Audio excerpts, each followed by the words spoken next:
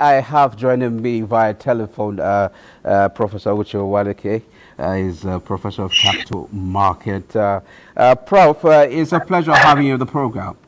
Thank you so much, Musa. Okay, beautiful. There's this a general expectation that, contrary to what the federal government said, that there won't be any increase in tax, but they will try as much as possible to widen the tax net. And now, with this cybersecurity levy, what do you make of this development? Yes, you're very right there. You see, there's no doubt that the government needs money to be able to even deliver dividends of democracy. But you just made the point. We have had assurances over time that the effort to increase revenue, especially tax to GDP ratio, from the current level where it is, less than 10% to about 18%, will not involve increasing taxes and would not involve introducing new taxes. So these assurances have been given, time and time again. And I also recall the president at some point saying that his administration would encourage productive activity. His administration would not tax seeds, but will tax fruits. Yes. Okay. So against the backdrop of these assurances, one is taken aback by this sudden introduction of cybersecurity, levy. So I think it runs contrary to the philosophy that the government has. And remember too, the government set up a presidential committee on fiscal policy and tax reforms, and charged this committee with the mandate to streamline all multiple forms of taxes to ensure that the tax environment generally is friendly for business, and the committee has been working on it. So I would have expected the government at this time to wait for the that committee's report to be out, and then to see how it can implement the recommendations of that committee.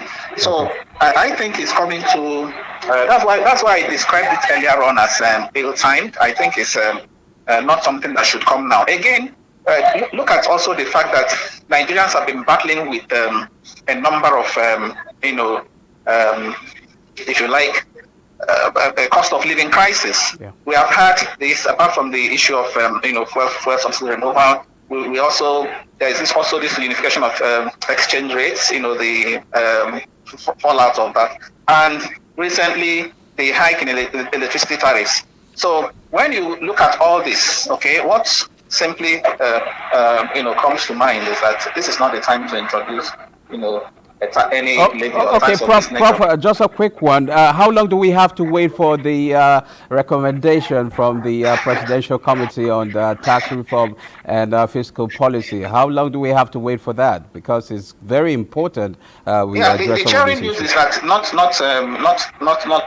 too long from now. As a matter of fact, based on what I know, the committee will be rounding off his assignment, in the next 1 or 2 weeks. Okay. And thereafter, the report will be presented to the president for implementation. So, one, as I said, would have expected the government to be patient enough, wait for this entire report to be out, because it's actually a holistic. The committee has tried to address all these issues holistically. So, by the time you now single out this levy and you start implementing it, of course, that will contradict. As I said, the whole idea of even having the committee in place, in the first instance. And I'm also quarreling with even the amount of the levy. 0.5% is on the high side. Yeah. Okay, that translates to 5,000 for every 1 million. So it's on the high side. Mm-hmm. And the fact, another thing too that concerns me is nobody's saying security is not important. But again, if this kind of levy we are say tied to something that the people can relate to. If you tie it to say infrastructure, or you tie it to say poverty reduction, so people can easily pinpoint what the money will be going, to do. Yes, security is important, but of course we know security is quite opaque. All right, so something like infrastructure would have related more, to the people than just talking about, cybersecurity. Imagine what the volume of money we are talking about here. For example, next year it's projected that this NIPs, instant transfer payments, would amount to over 900 trillion naira. Okay. And the what that boils down to, if you take 0.5% of that, so you're looking at trillions of naira. Okay, that kind of money will go a long way to address some of the infrastructure problems we need. Okay. We need in this country. So I'm not saying security is not important, but I am also saying that there are priorities. Number one, the amount is high. Number two, we can also attach it to things that relate more to the people, that will also help to bring about better living standards for Nigerians.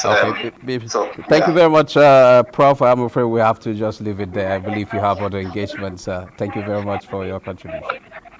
My pleasure. Thank you. Yeah.